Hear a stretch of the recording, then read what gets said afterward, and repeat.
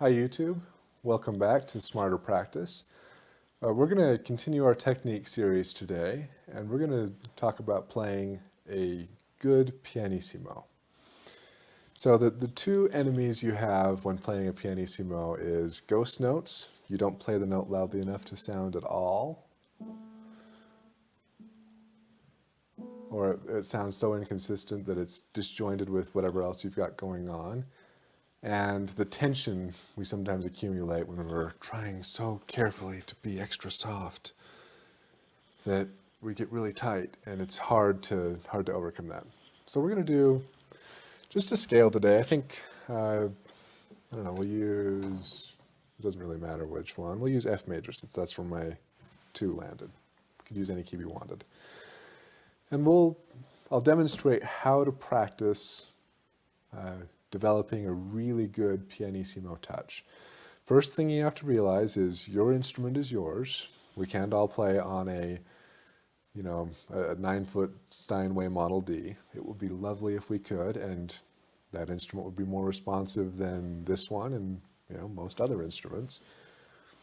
And if you've got an electronic device, that's going to have limitations as well. I'm on an upright that has some limitations compared to even a basic grand. We're not going to focus on what the piano can or can't do that we'd like it to do. We're going to focus on what we can do to produce the sound we want to produce.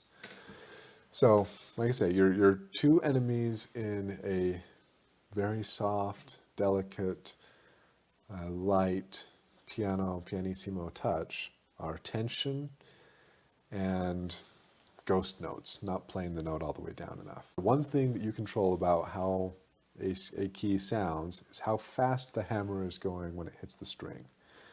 Okay, that's it. That's all you control.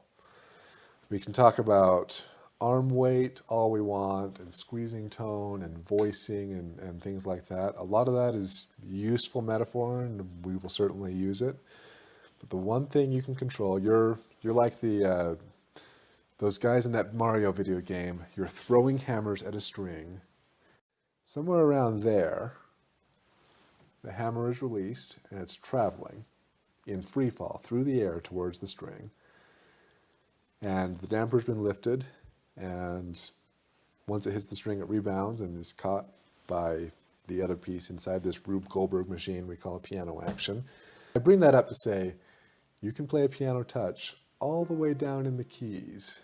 It's not about playing just in the top half of the keys. That's how you get ghost notes. That's how a lot of us learned how to play a pianissimo, but that's how you get ghost notes that don't sound.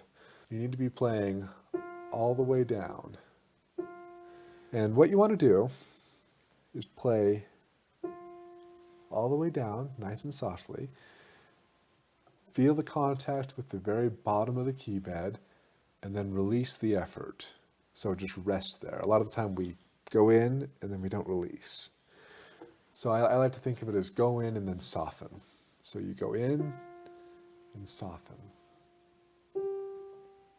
soften, soften, soften.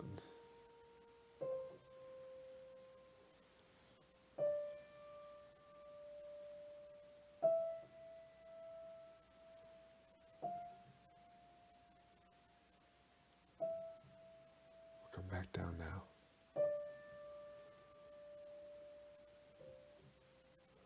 Okay, that was almost a ghost note.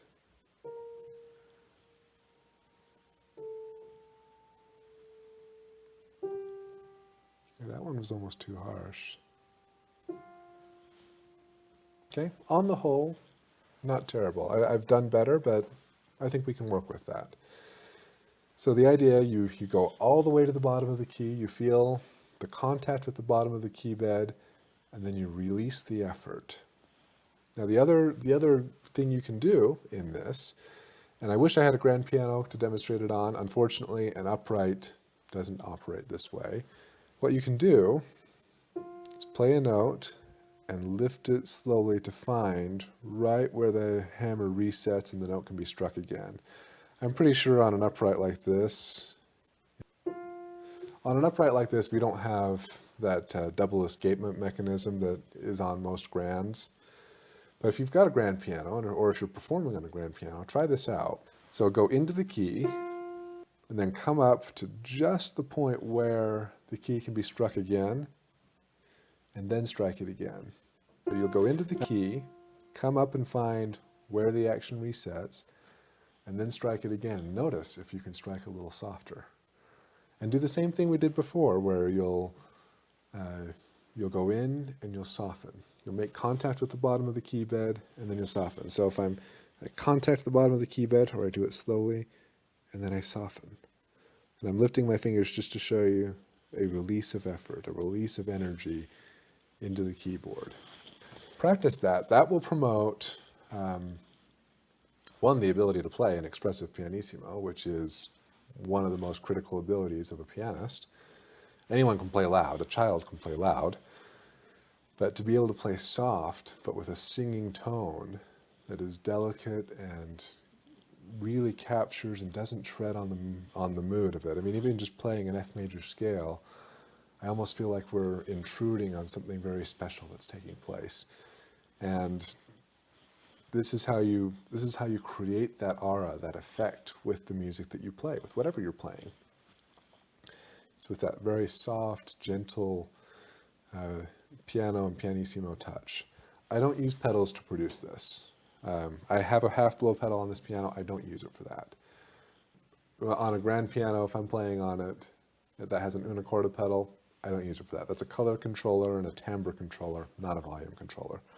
The volume controllers are here, but they're really more here in knowing how to do this. So that's practicing to gain a piano and pianissimo touch. I hope you found this video useful. Apply it to your scales, whatever patterns you like to use, and sections of your pieces, because it'll promote lightness and control, and it'll make you more able to find the subtleties of your music. So, hope you found this video useful. Be sure to subscribe, be sure to like, and I'll see you next time. Thank you so much for watching.